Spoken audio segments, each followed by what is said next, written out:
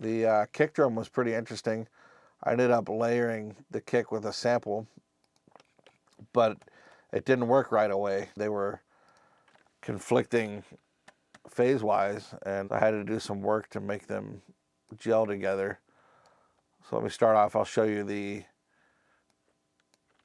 original kick that I was given.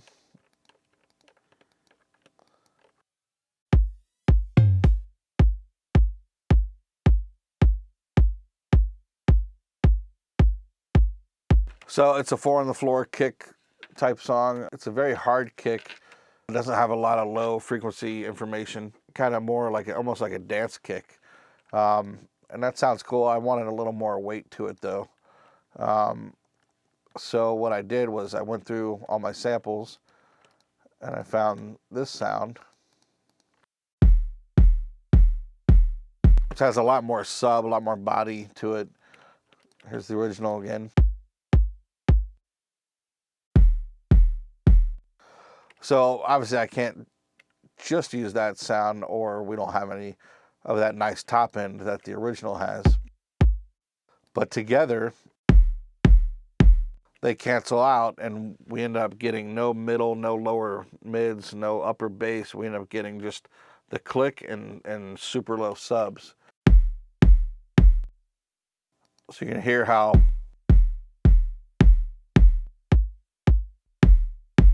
they're just conflicting, and if you actually go over and zoom in on the waveforms,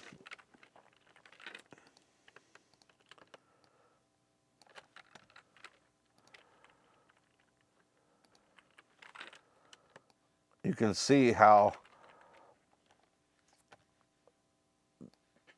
the attack is in phase a little bit, and then by this second node it kind of starts to go out of phase, and then it's completely out of phase 180 degrees, and stays that way for most of the sound.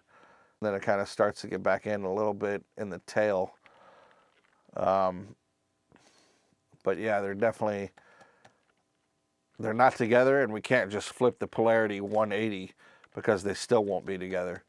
So I ended up using the Little Labs IBP phase tool, and this is a great plugin. I used to have the hardware version of this, and it's worked just the same way. It's a really good for lining things phase wise that are out, but not 180 out. They're kind of in between. So this is a great, you just have a phase knob, you can just start turning until you find that sweet spot. Check it out. I'll play them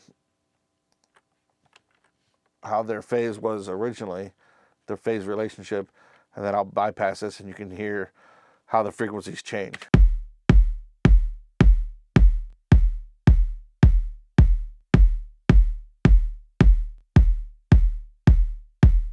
So you can hear the mid-range just comes right back and becomes evident again. It's not canceled out. Let me show you this. I'll kind of adjust it live. On this plugin, you have a delay section if you want to delay the track, which we didn't need to deal with on this particular scenario. But then you have a phase invert, so that's 180, just like any polarity button. And then you have a phase adjust for this knob. So this knob can be 0 to 90 degrees, or if you hit this button, it can be 0 to 180 degrees. So if you have that on 180 and you've hit the phase invert and you go all the way to the right, you're all the way back. You're at 360. So that's how that works. So we're inverting 180. We have the phase adjust at 180. And then our knob is turned not quite all the way back to the 360, but it's close.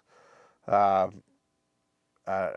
don't know the numbers here, but it's probably around 300 or something like that. So check this out if I start moving this around.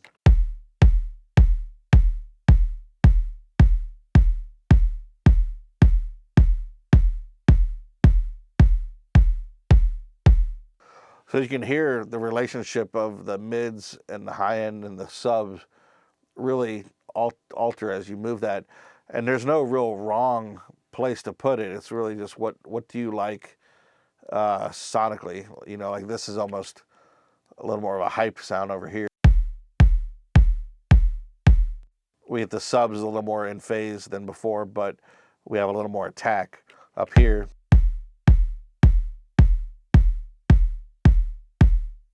Starts to become more of a mid knock, which is what I was going for. So I ended up committing that track so that you guys could see the waveform. So you saw how out the original was. Now you can see how much better after the IBP.